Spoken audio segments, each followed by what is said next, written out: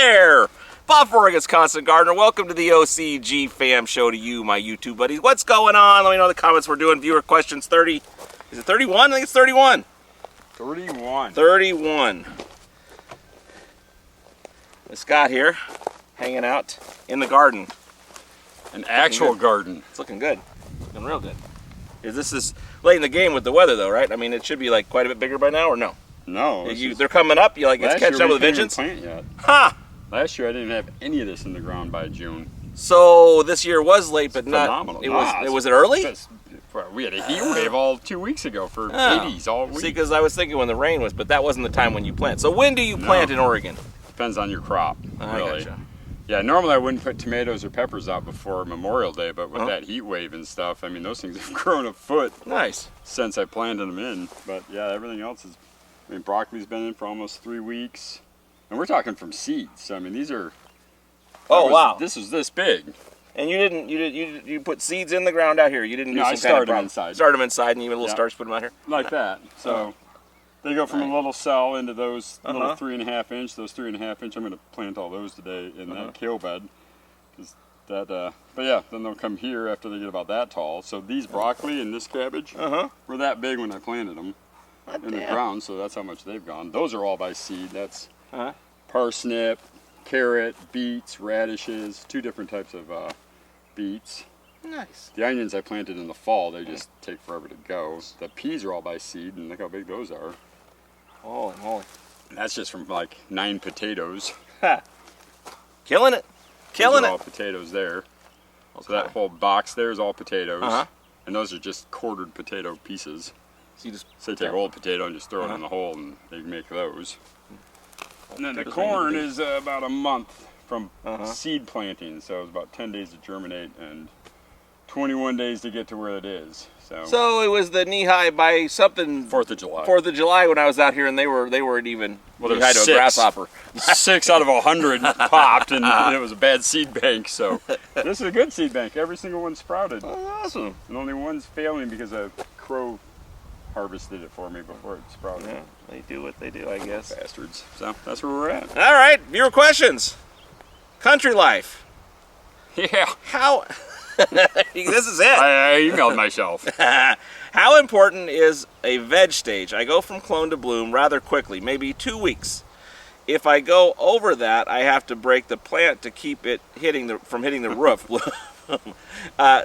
Bloom seems to have a lot of upwards growth before it finally starts filling out. So what's going on there? He's getting. Well, I'm guessing he's going from clone right to bloom, not seed to bloom. So. I think did he say that? I could have swore he might have clone to bloom. Yeah. So if you're going clone to, I mean, that's just a speedy, fast crop. So a lot of people will do that just because they don't have the height.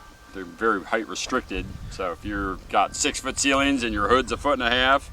You can really only grow a 3.5, 4-foot plant, and if you're starting with a 10-inch clone, it'll be 2.5 feet, 3 feet before it's done anyway. And so you can't really prune the top, can you? Because that's going to be your. Well, you can if you're vegging and just train them to go low, but you're still going to have a lot of that growth. I gotcha. It depends on your style and stuff, but the veg process, no. I mean, what I would recommend is if you are with a clone going in directly into bloom, is don't go directly into the early flowering stage of the program. Okay, so what would you? Too much nutrition. Okay, but kind of start them off in like late bloom or late veg, or even mid veg for like a week, maybe half a week of mid or late veg. So mid veg for about a week, and then late veg for about a half a week to a week, and then go into the, early bloom for a week, mid bloom for 3 weeks, and then finish them out. Because the feeding chart assumes that you're gonna be vegging for a bit, and so that by the time they get there, they're going to be fairly mature and able to take some nutrition. So you're doing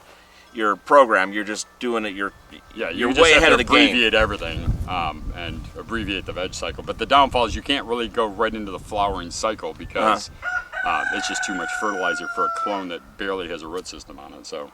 You want to get them mature, looking big, like healthy, and they can take the food, and then just start them on that earlier program. Okay, good answer. John, what are your thoughts about light memory in cuttings for cloning? Let me explain. I get 100% success when it comes to cloning when I make a clone for myself. I grow indoors at 18:6 light schedule. When I clone for myself, I use the same 18-6 schedule, and everything turns out perfect. When I clone from someone else's to grow outdoors, I clone at 1410 light cycle, or the current light cycle of the sun, but that automatically triggers flower as soon as the roots show. Every time... This is from somebody else's plant? Well, yeah, this is like he says when he does his clones, tip-top, no problem. He can go right into his 18-6, but if he gets someone else's, it goes south on him. Well, especially if you go to a 1410, that's because most of your friends aren't running an 18-6. They might be a 20 on 4 off, or so there is a light memory piece to it, and I think there's also a genetic piece to this and a nutrient piece to this. If they're feeding them a whole different feeding style, it's all synthetic, all nitrates, all phosphates, and then you're trying to bring them over into a new environment, new food source, new everything. But I think more importantly, it's going from that. You're going from a 1410 is just a couple hours away from a 12 and 12, which is going to automatically trigger them regardless. Sure. So, yeah, the light memory I think is pretty huge. Yeah. I would probably stick with the light memory of the plant you're taking. So if they're on a 20-hour on, 4 off, clone it 20 on, 4 off. Once they start taking root, then start reducing that light cycle to acclimate them more to the outdoor light cycle, and that's probably going to be more efficient for that plant. But you're always going to see, we get it every year when people bring their indoor plants outdoors to get them going, and they always bring them out like first week, second week of June, and they automatically trigger. But indoors, you're on 20 on, and then you bring them outdoors. We don't have 20 hours of light in Oregon, so you're automatically going to start seeing sexing occurring. Most times they'll revert back, go back into a late vegetative stage and wait till solstice or wait till the light switch. Then they'll start producing again on the fruit cycle. So the plant doesn't know it's June 15th. It just knows that it was this stage, and whether it's a clone or whatever, it's at that growth stage in its life of the plant. It knows what was going on. Plants know by light what time of year it is. And they're going to try and figure that out, but it may take them a little bit. Does it also affect it if you're going from indoor to outdoor, that you have a vastly different amount of light? The quantity of light is different. Yeah, I mean, and especially people that put out late, it's like, if it's going to be 85 degrees direct sunlight for the first 4 to 5 days, putting them on the north side of a building, keeping them in their original containers, slowly hardening them off to the new environment, so that way when you do put them out in direct sunlight, they don't just cook up and die. Because a lot of plants immediately burn when they actually get to touch the sun. I mean, those kale plants were doing great until I got them here, and then I put them in the ground. It was about 3 days. I'm like, oh my gosh, it's 84. Indoors is only 72 with artificial light. Well, like when you're in a warehouse or something, it seems pretty light because your eyes have adjusted. But there's 10 billion times more light out here. I mean, there's no roof on this thing. So yeah, no, I'd say try to take your cuttings at roughly the same light cycles stage as what it came from, at least until they get roots, and then acclimate them back to your light cycle. But you'll always see that, especially out going from indoor to out. Most people will see a flower response just from the lack of light, because we don't have 12 hours of light yet. Yeah. Okay, good answer. Easy to slip. Strawberries putting on. Oh my! I'll do a little. Yeah, but look at that. Look at them all under here. Beautiful. There's even you're getting some little bit, Well, those are new, but these are my last year's crop. Oh, now they're coming back, so it's like, holy crap, awesome. Those things are going in those. Look at them all. Those little tiny ones. You're killing me. Those taste like sweet tarts. Like literally a sweet tart pack. That's awesome. They're crazy. All right. Easy to slip. Hello. I'm getting a little, it's dark out here. Well, I mean, dark on the phone, hard to see. Easy to slip. Hello, I certainly hope you don't stop doing viewer question shows. They are great, and some of the most valuable stuff is the in-between stuff when Scott is not answering a question directly, just grow-style tips. Oh, rants, you mean? What is the thought process? What am I trying to accomplish? Just examples of that. Gotcha. In terms of format changes, maybe you could ask people submitting questions to include information about their environment so that Scott can actually answer their questions, indoor, outdoor, growing medium, pot size, water temp, humidity, slurry. Or if you find a good question that you want to address, get the answers to the inevitable questions before you try to answer live. So, we've talked about this a little bit. We never actually do it, but you get viewer questions every day in the form of emails, and you can have a follow-up with them. I wonder if it might be interesting to do a little, a little breakdown on one of those things and go through the here's what he said, here's what I said, here's what he said, here's what I said kind of situation. Yeah. Yeah, I don't know. We'll play with it. Just occurred to me. No, I hear ya. All right. These buds? Not balls or nuts, but buds. Nuts? I would like to tape. Huh? It was on Saturday Night Live, and it was Snoop Dogg, and he's like, "Would you like the tape or the CD?" He's like, "Well, I would like the CD." He's like, "The CD's nuts." And then he's like, "You can go the other way too." He says, "Try the tape." He says, "Would you like the CD or the tape?" He goes, "I would like the tape." He says, "I'll tape these nuts to the back of your head." And he's got a nutrient line. We're canceled. We're canceled. Hi guys. I was hoping to get a really. It's probably good stuff. Oh, it's good Chinese stuff, straight from China. So if you need good Chinese Snoop Dogg nutrients, Snoop Dogg can get you the Snoop Dogg Chinese nutrients. They're super Snoopy. Snoopy. He's Snoopy. Hi guys, I was hoping to get a little more info about Apollos and Plutos. Thanks, happy growing. So I don't know how you directly get at that question. Let me ask you some questions. How's it going with that? Is it wide to spread out to the world? Can people get that on OCGFAM.com? Yeah, well, one of them is fully labeled across the country, and the other one is still stuck in California, so we're still selling the sticker for the sample bag. Oh, a sticker, and you get a very sizable sample with a sticker. Big sample of 8-ounce sample, or that's why the stickers are so expensive on the site. Is in fact, Harold Hackett was like, "Hey, I can't find the Apollo on your website. Where is it?" So I sent him the sticker link. He's like, "Those are really expensive stickers." I'm like, "Yeah, but you get a hell of a sample with that sticker." He's like, wink, wink. I understand. So, it's like back in the day shit. Yeah, they're coming. OCG offers both of them. A few stores around the country have them until we get fully registered, but we're still stuck in California. Do you need both? I mean, you don't need any, but... Yeah. If you were going to use it, would you use both? Would you get a big one of one or two small ones? Well, I get a small one of Apollo because Apollo's the azos. That's the nitrogen fixing. It's the early stage. You need just one application in cannabis, especially if you're under a 6-week veg time. One application should fix enough nitrogen, keep that bacteria living, and keep it thriving all the way into the bloom stage. So one application isn't all you need. I'd say buy a small pack of that. The Pluto, Pluto use a little bit more, but it's really only 2 applications. So, I mean, in 10 weeks, you're pretty much applying it the first week of bloom and about the end of the 3rd or beginning of 4th week of bloom. That's fixing a whole bunch of different bacillus strains in your root system. That's going to benefit the phosphorus breakdown, the calcium uptake. And it really, once they get in there, they thrive and they repopulate. So you don't need a ton of this stuff to keep those colonies going. You don't have to apply every tea day one of these 2 powders. You know, really one application of the Azos Apollo at the beginning and a couple applications of Pluto during flowering. It's plenty. Supplement the rest with SLF or Photo Plus or your own compost teas. That keeps the microbes diverse. It keeps the colonies balanced in the soil. And it saves your money on buying these instant tea forms that are literally just... Once those spores germinate and start going, you're not killing them, so there's no real need to just keep repopulating the same forms every time. This isn't it's called an easy tea, but it's not quite the same principle as a compost tea. Oh no, compost teas are so much more diverse. I mean, this is very specific. We want calcium and phosphorus to be eaten in bloom, and we want nitrogen to be fixed in the soil and veg. That's what these bacteria do in our product.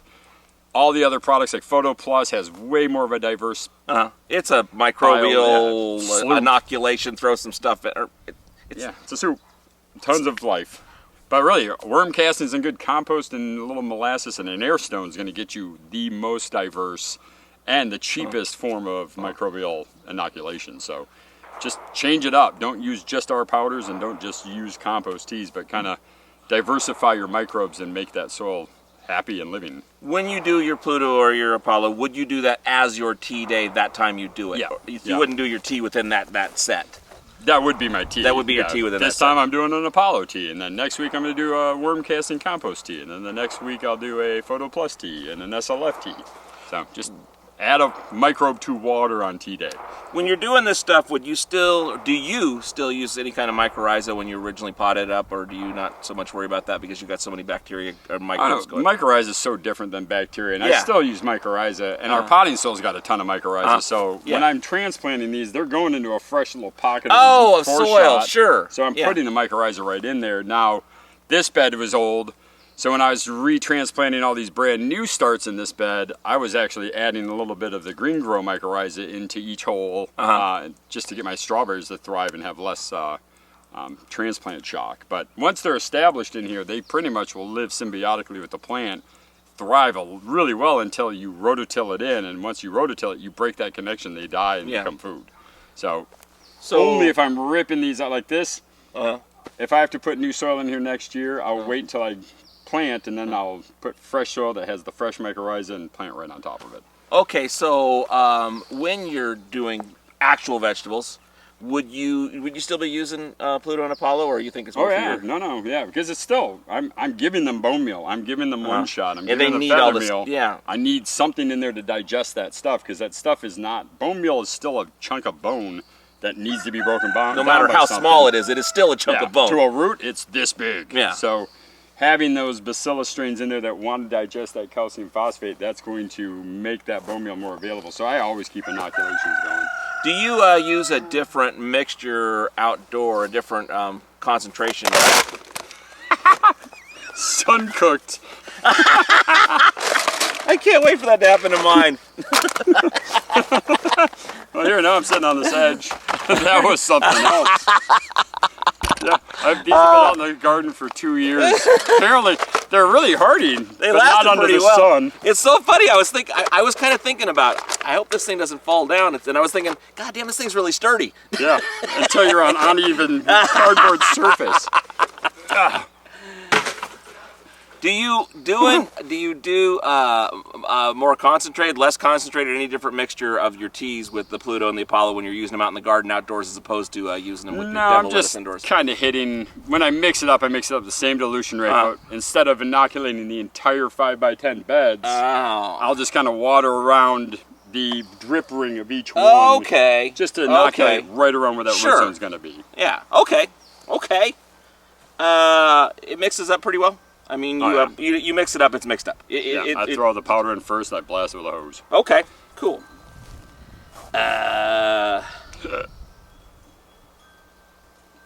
Broken ankles, FPV.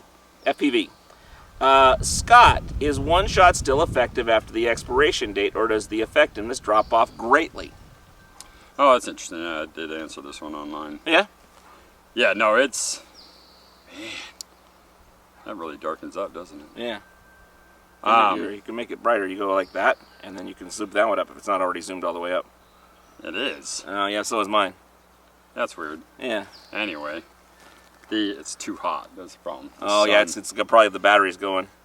Yeah, it's half battery. Anyway, no, so the expiration date, I mean, the effectiveness of the actual NPK and the proteins and the NPK or whatever, one shot's totally viable until it washes away. What is expiring, according to the Department of Ag in California, is the mycorrhiza spore that we add to one shot. Okay. So one shot has mycorrhiza added to it.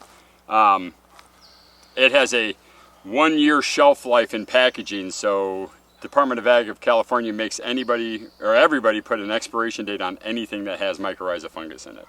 So the product is good indefinitely until it gets soaking wet and becomes a mash of crap. The mycorrhiza may expire, but we've even seen that it doesn't. I mean, as long as that never gets wet in the time you buy it to the time you apply it, that mycorrhiza spore is a spore, and the only time they really become a failure is when they get hydrated and they die. Like when you see out in the desert when they have one rain in 10 years and flowers bloom everywhere. Yeah, like California this year has been something else with that rain down there. So, here, Bob, I'll get you a bucket. All right. Well, I'm fine if you're fine. My ass doesn't like that 2x4. Well, I'll get a bucket if you get a bucket. I'm not being the only guy on the bucket. Well, no, you can sit on this bucket, and then I'll go grab a bucket. All right. Read the second question, and I'll be right back. All right. You answered that one, right? Pretty much. I wanted to say, like, you know, sometimes it looks a little crusty, the molasses and such, when it's really old. It's still working, though. That's the height you may have already grown. Oh, okay. All right. Next question.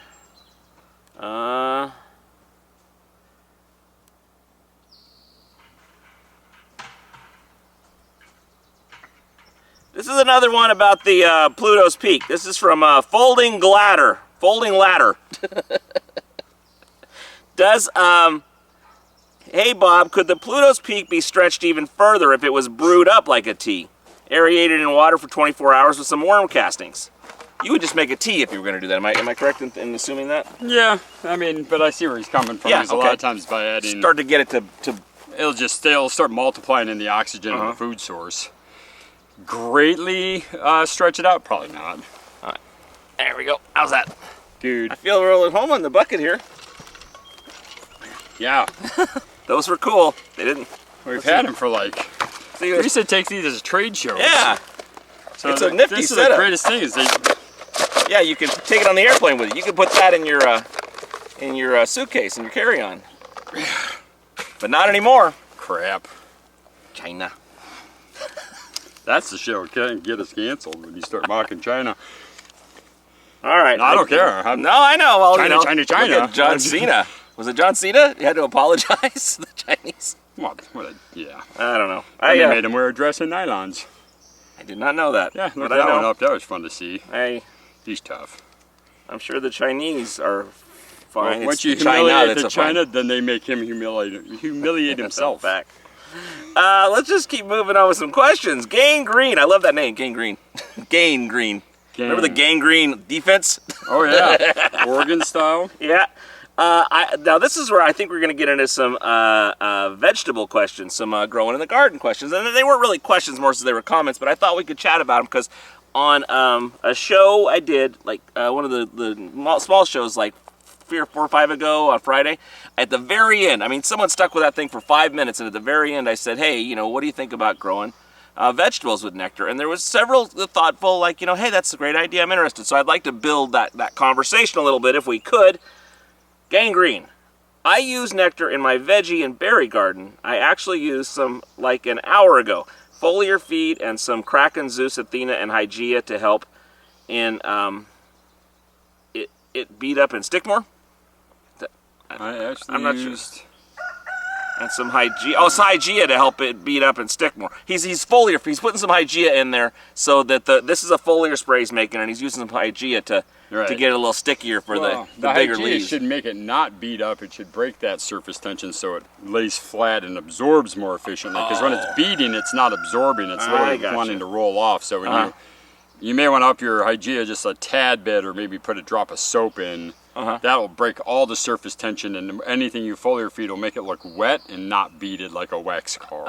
Okay. You don't want a wax car. Yeah, you want to. Yeah, it's actually getting in more when you can't see it. If it's laying, if it's just rolling across. If it's wet, it's absorbing. If it's balls, it's not going in. So, and any different or kind of what is a technique for foliar feeding your veggies, and is it a problem with the flowers, and do you underneath it, over the top of it? Always underneath with all, I mean, if you look at like this simple strawberry leaf, see this side's all shiny, and that's to protect the top of this leaf from dust and dirt and pathogens. And that's what carnauba wax is that you wax your car with, is it actually goes on there to make it stay up. See how dull the underside is? This is where all the stomata's open, so this is where all the food, or 90% of the foliage feed is going to go in through here and not through the top. So when you're foliar feeding, even in a vegetable garden, I just take my hand, I just grab the bush and I kind of run it one way and I spray as I'm coming across it. Oh, kind of run your hand across it. Yeah, it just opens them up.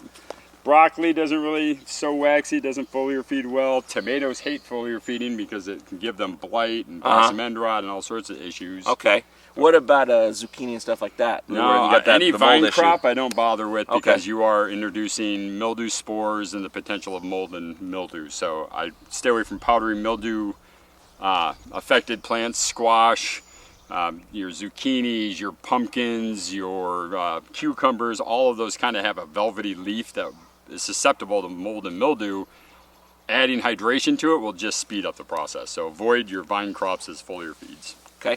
A lot of times I've found where I get the plants and I bring them home and I put them in the ground and the roots haven't quite picked up yet again, and they kind of wilt and they come back. Oh, yeah. But is there foliar feeding you do to kind of get them through that shock of getting transferred into the big pool? I mean, in vegetables, you just don't worry about it. You just let them plant and go because Mother Nature. They're either going to thin out or they're going to grow well. Oh, do you find that like the vegetables, if they're weak, you were better off just to let them die? Oh yeah, yeah, yeah.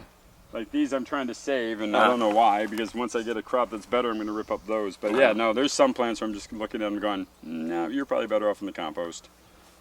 You're better off as another plant's food someday. Okay, Run Boy, hey!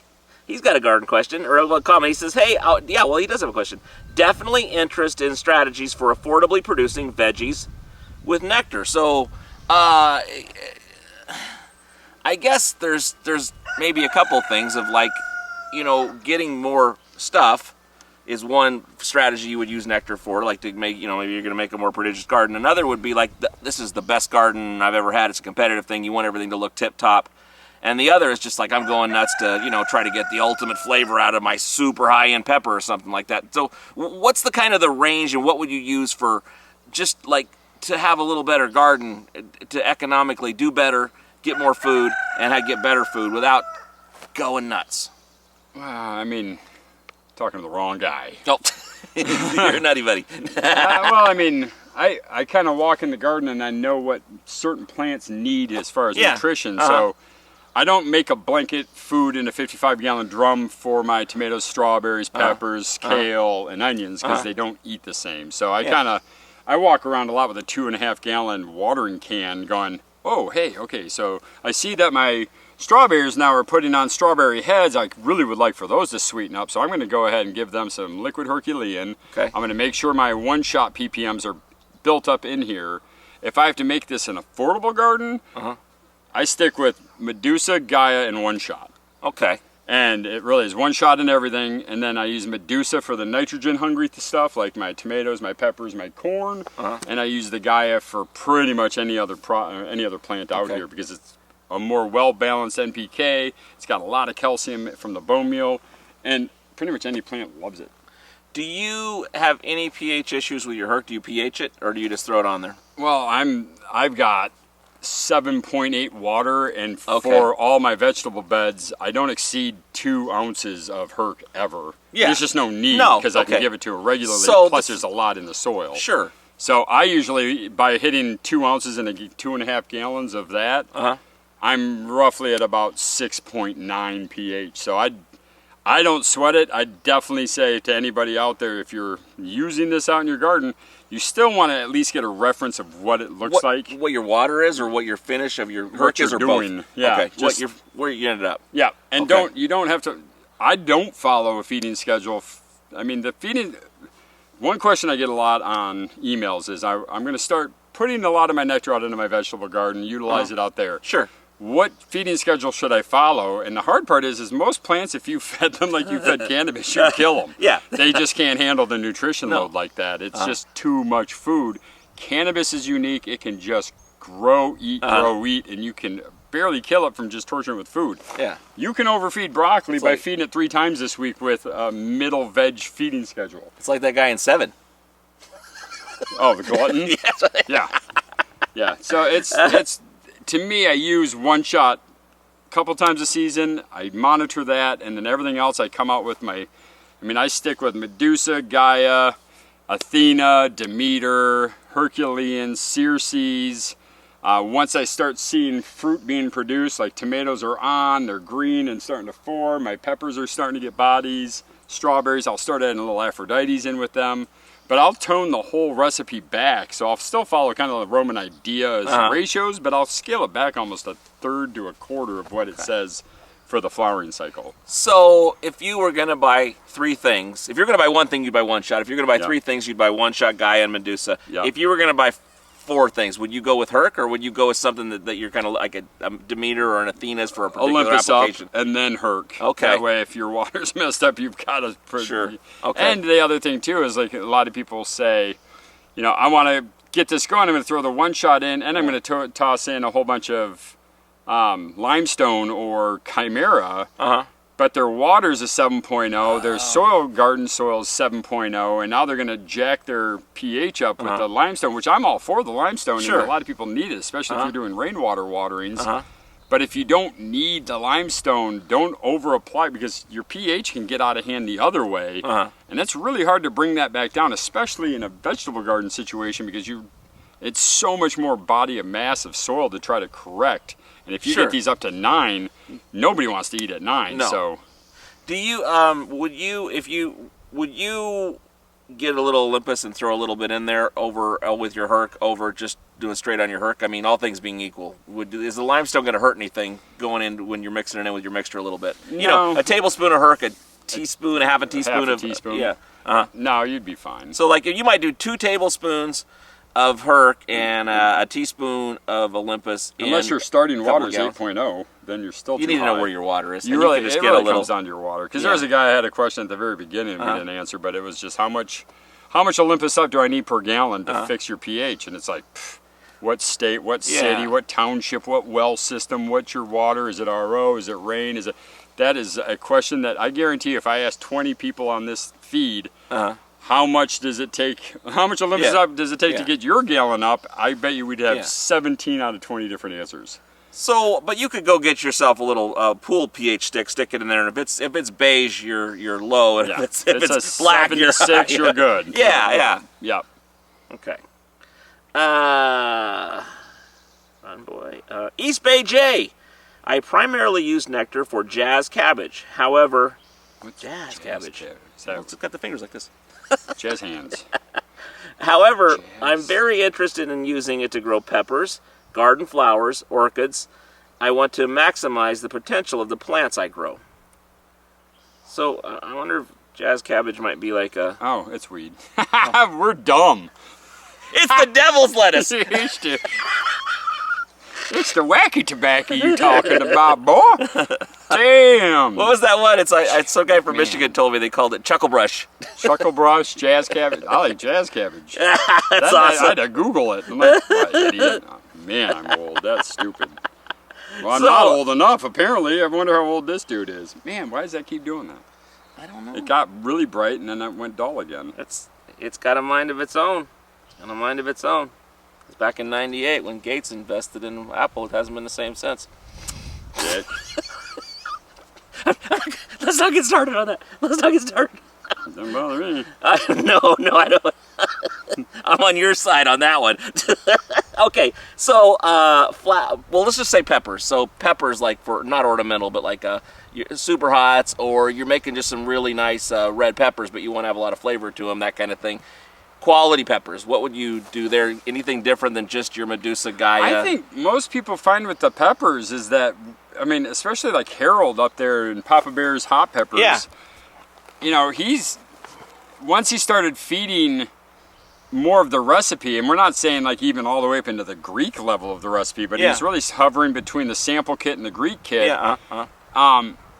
I think because of the way our nutrients are digested and made to be available, and the plant's ability to absorb those, most of these pepper guys are just so blown away at the health. And when the plant is so healthy, then the plant can then do what it does. Really shine on what it's supposed to be doing. Bring the genetics out of the plant. Yeah. So if it doesn't taste good, go get another genetic because you're growing it. Like grocery store green bell peppers, and you know, peppers are peppers. You get a bell pepper, you're like, oh, it's a green thing, it's juicy, and it's got this little bit of a capsaicin flavor, blah, blah, blah. But when you're growing these hot chilies, and a lot of guys, I mean, I've had a lot of hot peppers in my day. And when you just touch them to your tongue and it's just so hot that you can't enjoy any of the food because it's just heat, that's no fun for me. But some of these guys are growing these butte jalokias that are just, you know, and that, to some of these hot pepper guys, those are like, you know, cherry peppers. They're nothing. But when you make a salsa from that, and it becomes a salsa that is so full of flavor first. Well, I love habanero's flavor, but I don't care for the heat of it, where I just it kind of loses the flavor. You just lose the flavor, you know. Well, and that's it, is I want to be eating it to where the heat catches up to after about the 12th bite, but now I'm so hooked on the flavor that the heat no longer bothers me, so I just keep eating it.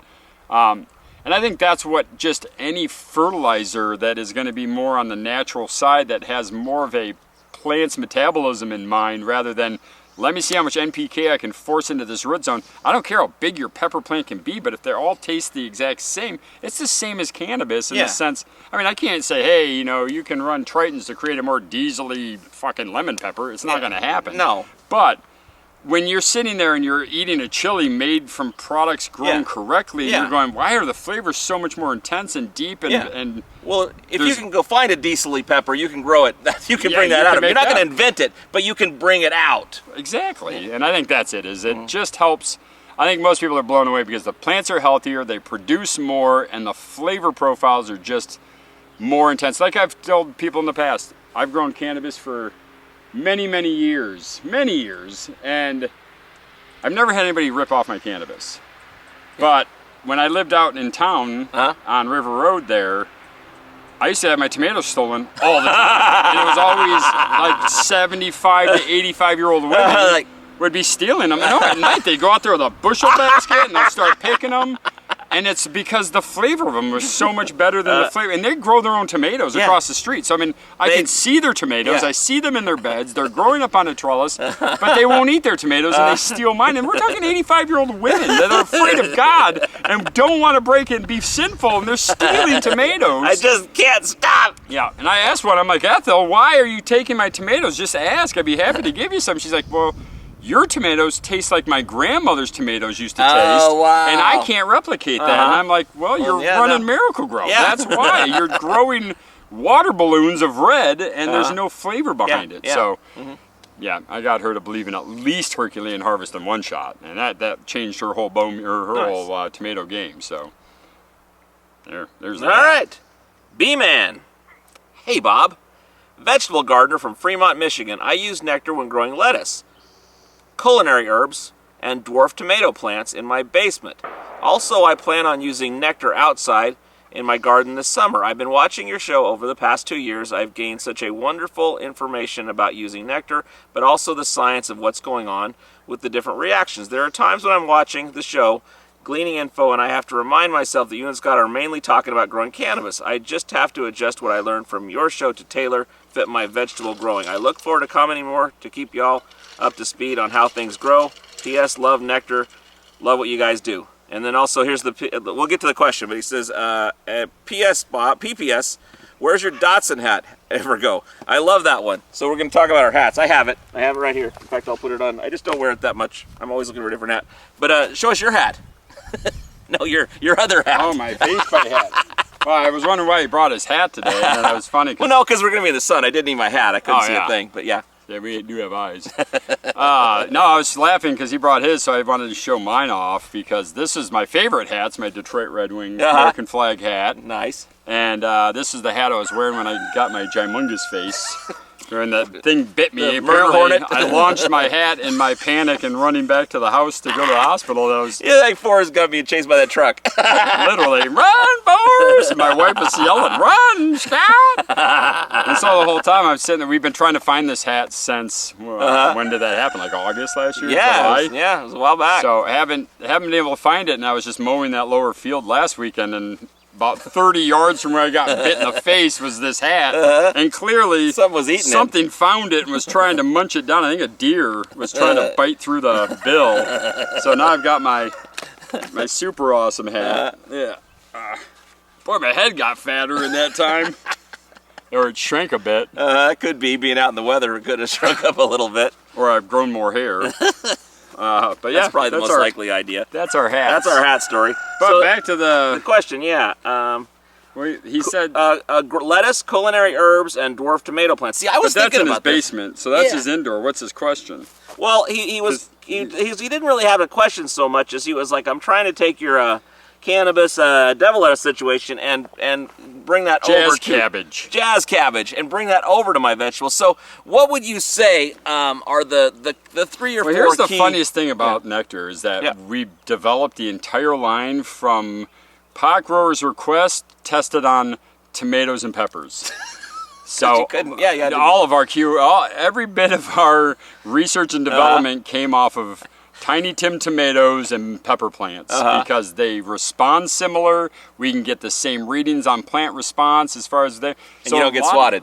Yeah, and we don't lose our whole business because we're greedily growing giant. I know many companies in this industry that got super rich by black marketing growing weed from the products they manufactured on side doors and then sold it all in the black market, screwing over all the legal growers while they're buying their products from the people screwing them. It's just baffling what these people put up with. Something else. So we decided to just go, hey, we came from the farming industry, we came from the gardening industry, we entered into the cannabis industry because we see what's here. We're happy to bring this knowledge, this technology, and this development. But we still, even to this day, we tested on food, not weed. I mean, there's not a lot of weed in this garden that we're going to show you because there's no reason to have ATF here or the DEA or the CIA or any of those people. The three-letter agencies don't need to be in my house. Especially when we can just go.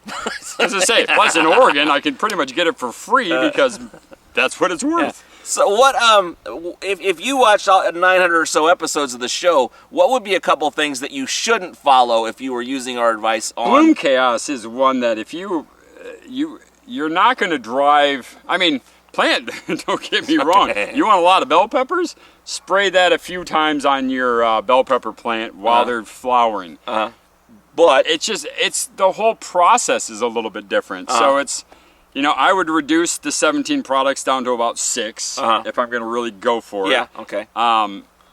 I'd say the most would be the feed, flush, feed, tea for garden beds is probably a little bit of an overkill. Yeah. I mean, you definitely don't need to give plants that much food. Most of these plants don't need the nutrition level that cannabis or, I mean, maybe tomatoes can pull that off. Even still, but then not I wouldn't compared feed them 4 times a week with 1,200 parts per million of food. And they're in different soil for most people. No, I mean, this is literally number 4 soil and foreshot. But do you think people are using such a aerated soil? I mean, such a, you know, so much pumice and perlite in their soil when you get it from the garden store? Aeration, they dry out faster. I mean, my beds will last longer in moisture content because of the organic matter. But I think the biggest mistake would be is feeding frequency and intensity that you do in indoor cannabis to the outdoor world.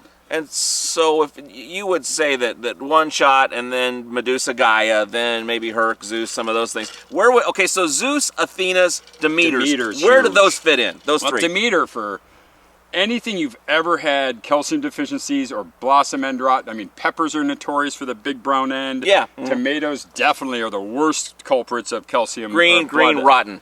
Yeah, or they're starting to ripen in a big black spot on the end, and that's literally because that blossom, as it's detaching from the little tiny green ball, it breaks off, leaving broken cells, and as it grows, those broken cells just continue to rot the bottom of the tomato. You see those little cracks, and then there's stuff gets in there, and it's literally rot. It is. It's literally, the cells should have healed themselves, and when that blossom falls off, the end of the tomato has rotten cells, so there's your blossom end rot. Okay. Calcium prevents that. Calcium keeps those cells strong. When that blossom falls off, that healing becomes a hard calcified end, so it doesn't end up rotting on you, and you don't get a huge amount of waste. I don't know how many years I spent battling pre-nectar when I worked at Down to Earth. Everybody just getting the blossom end rot. It's like, oh, how do you avoid this? And it's oyster shell. It's like, oyster shell's about as available as this cardboard. You eat some oyster shell and see how it goes. It's great if I'd done it for 20 years. How do I fix it this year? And literally Frank's like, oh, you want to use this Demeter's, which back in the day was liquid calcium. And it does. It stops blossom end rot. It prevents it on tomatoes and peppers. So, I mean, I think that's one of my favorite in the garden because it's activating nitrogen. It's releasing nutrition in the soil, and it's preventing all these blossom end rots on all of your tomatoes and peppers. Would you use Demeter's over either Gaia Herc or Medusa, or if you were doing tomatoes, would you use some Demeter's, or would you? That would be an addition to. It'd be an addition because with Herc, I want flavor, and Herculean bone meal and tomatoes equal flavor. There's just no question. Okay. That's why they stole. I wasn't using Demeter's back then. It was all bone meal, liquid Herculean, calcium. Where would Athena's fit into a garden? Pretty much as a maintenance food and upkeep, a protein to feed your microbes in the soil. You know, a once every week, once every other week, maybe just giving it a dose to just put amino acids in the soil. If you're using good clean compost, you got a lot of these things already naturally occurring. This would just boost different areas of the garden to kind of give them a little extra health, a little bit more energy, and that plants never are upset at having extra amino acid proteins. Zeus juice, does it fit in the garden? Yeah, but minimally. I mean, again, it's not worth the trouble to buy a whole bottle to put a teaspoon into this whole bed, right? Well, I'll go through maybe a half a quart on all 10 of these beds this year. This is Zeus waiting to happen. So as this is breaking down and becoming darker and darker, the more black you see on your hand, that's more humic acid. These are all humates. And so I'd rather have the humates built into the soil than having to try to supplement them with liquids. Now, there's nothing wrong with adding Zeus into your regular feeds. Won't hurt a thing. It actually will help condition this soil to make it more humic rich down the road.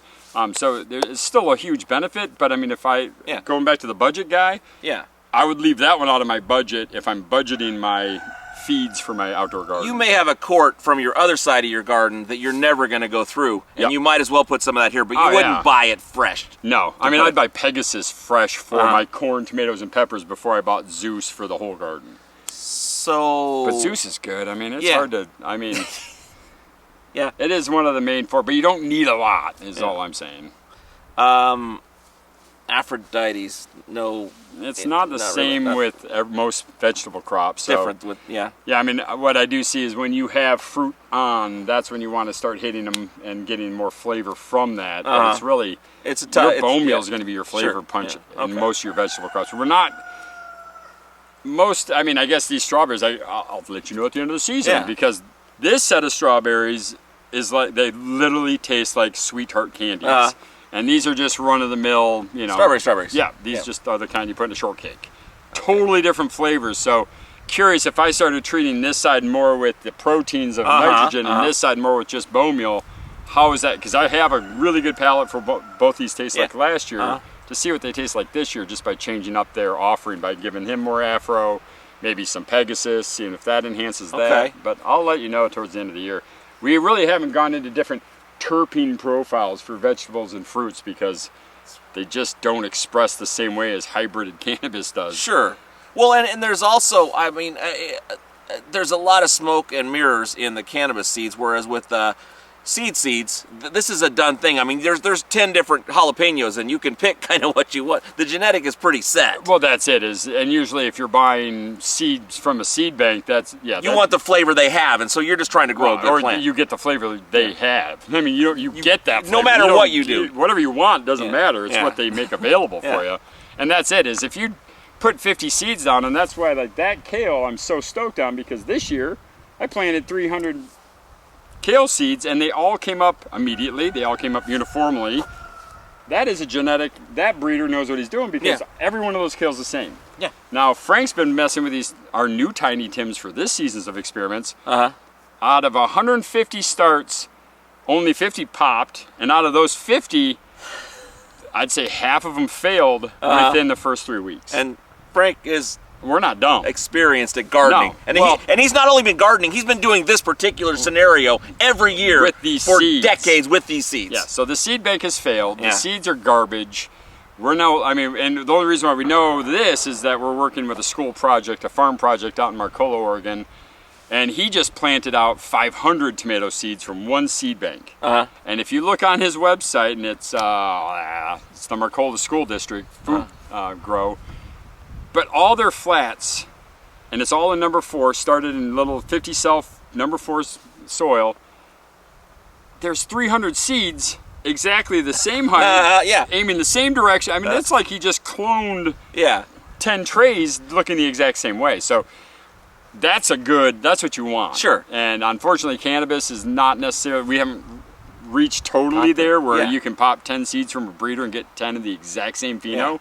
That's real breeding. If you get 8 different phenos out of 10 seeds, then you've got a collection of a pheno, but none of them are going to be the same. I don't know where our point was there. I don't know. Well, we were just talking generally about vegetables, and then I went off about the different things. But those are the main things. You would stick to the fat end of the line. You would not be going into... And you're not going to make a diesel strawberry, and you're not going to make it gassy I mean, unless you've got a gassy berry somewhere, which would be cool if weed growers started growing that would be pretty awesome, strawberries for the strawberry black market. That'd be this. Well, I was thinking about those fancy restaurants, those farm-to-table restaurants. It'd be kind of, someone like that, it might really dig into being interested in working to kind of customize things to, to a dish even. I think that'd be it's a neat idea. Oh, it's a great concept, but, restaurants are cheap. Yeah, it's not gonna... And they can't afford to, that's the hardest part is the fanciest restaurants, they don't want to overbuy their produce because they're literally day to day on what they buy for their next menu. Well, and you go buy a $19 or $22 or $25 steak and you're like, man, that was expensive, but it came with some potatoes and someone brought it to you. You go to the store, that's a $12, $13 steak. Just, easy. Easy, just to buy the raw meat. Yeah. So, I mean, their margins are just It certainly can be. Yep. All right. There's an email question. JL out of New York. You want to do that one? Yeah, this is more of a garden. Okay. This is what that other guy was saying to do. Okay. I use your products. Medusa's Magic, Herculean Harvest, Hercules. Gaia Mania, Zeus Juice for my tomato seedlings. Use your early veg ratios for the past few years, starting by seed in my basement under grow lights in soil about 8 weeks before bringing outside. Even at the early veg ratio, which is about 5 teaspoons per gallon on most of what I mentioned, I think the Gaia is 10 teaspoons per gallon. I noticed that I was burning my plants and under the side of the leaves were turning purple and showed signs of over-fertilizing. Do you recommend half strength? Plants were about 4 to 6 inches tall when I started adding fert. Now they are in the ground outside and I want to continue adding to your product once per week. How do I know when I'm in cycle of a tomato plant? If the plant is small, like 18 inches, and starts to show flowers or small fruit, is that considered late veg or early bloom? Would you like the plant to be 3 feet or more, so how I justify how much to add? Last year my tomatoes had minimal yield and stayed short. What is your opinion of when to switch to late veg and bloom? So first question is about when you're growing your seedlings into starts, and yeah, would you be feeding them at all? Well, that's it. And so I've responded to his email with, send me a list of what you're growing and a list of the products you have, and we can kind of go through each one real quick and be like, this, and then, and whatever. Okay. He's not wrong, like we were talking about earlier in the show. If you're to take the mid-veg level on a 3-week-old seedling, because a lot of these plants grow small, especially indoors going out, that would be so much food that, you're going to see purple phosphorus toxicity because you've given them way too much phosphorus for this stage. Now, they should grow out of it. They should make it no problem. But I'm thinking about when you see these cannabis plants that are 14 feet tall. Well, and even that little guy, the early veg, they can handle it because their root mass is so huge. Where, I mean, this broccoli root mass, even at this size, is only about that big. So it can't handle the food source. So, we've never really come up with a feeding schedule for run-of-the-mill garden plants. And I think what we'd find mostly would be a bar chart, basically, like broccoli, tomato, peas, blah, blah, blah, and then across this way would be all the different nutrients. And you kind of come across and be like, broccoli at, when it first sets on a crown, how much should I be feeding it? And it's... But do these veg and bloom cycles translate to... They don't, because we're not on a waning light cycle. We're not past 12 and 12. Yeah, they're pushing hard now. They get a flower and then I turn that into... And they'll continue going all the way through August. So there's no early, mid, or late with a strawberry. It's called an autoflower. These are all autoflowering plants. So tomatoes, when they start setting fruit, they're just going to set fruit until they die. And same with peppers, strawberries. Broccoli is kind of a one and done. I mean, it puts out side shoots.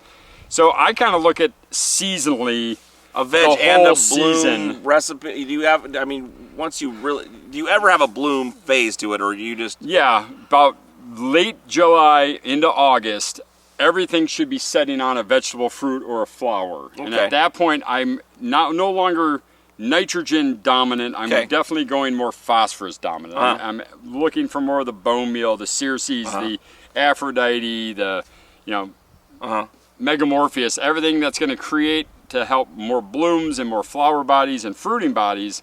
I kind of steer towards the early to mid flowering stage from late July all through August into September. This is Medusa Gaia. Why there's Medusa and Gaia? Yeah, Gaia all end of summer, Medusa in the beginning of spring and summer. Okay. And it's really just getting them to grow so then they can produce fruit and be strong enough to then hold and maintain the fruit.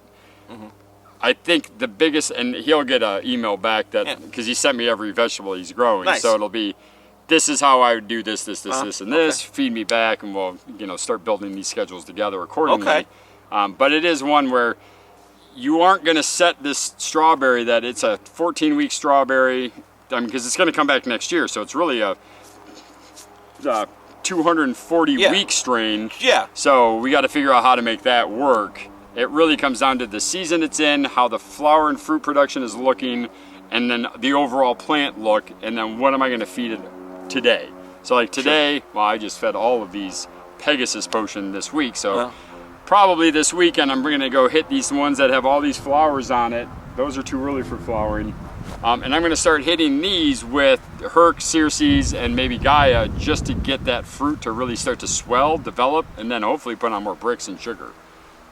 And I'll start brixing these. Once I see one of these actually get big, I'll start brixing these leaves to see what they're doing, and then I'll start adjusting feeds accordingly.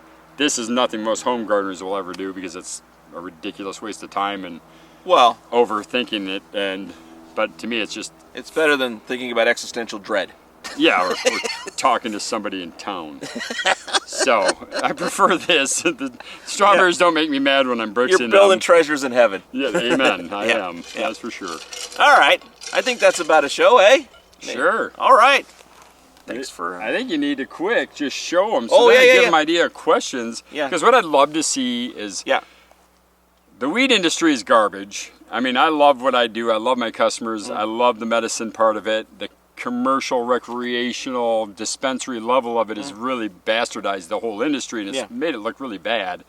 Now I'm getting a lot of my growers who still want their cannabis. They still need their medicine, but now they're starting to go, hey, I want to dabble more of the outdoor. I get more questions about food than I am about weed anymore. And what's interesting is I think a lot of people are starting to realize that as a country, as a person, as a neighborhood, and a community, we're food insecure. And if you don't have some form of a little bit of food security in your mindset, you know, McDonald's can shut tomorrow and Walmart's one day away from not getting a truck. So if you kind of look at those pictures going, I got all this excess food. Heck, you can take the runoff of your food, take that and dilute it in half with fresh water and feed it to the majority of your vegetable garden, flower bed. Your wheat to, just take your tray runoff and dilute it down in half and then go feed your outdoor stuff and you're going to be amazed at what you're going to see. Plus, if you really like growing weed, which is fun. But man, when you see a lupin take off or you see foxglove perform and you see strawberries continuously produce, it just, I mean, I love growing things. Cannabis is one. The rest of these things are just as fun. I'll have my herb garden in the corner once season starts, but for now, this is, listen, this is my garden. So I encourage you to put something out there. If you got kids, get some corn in their hands, get a strawberry plant, throw out a smart pot with some soil, your used soil. Put a little vegetable garden out on the back deck or on a patio somewhere and let your kids learn how to grow food because when you're 85 and all you're going to be offered is this bar of protein or this injection, you're going to wish your kid knew how to grow a frickin' strawberry because you're probably going to crave one.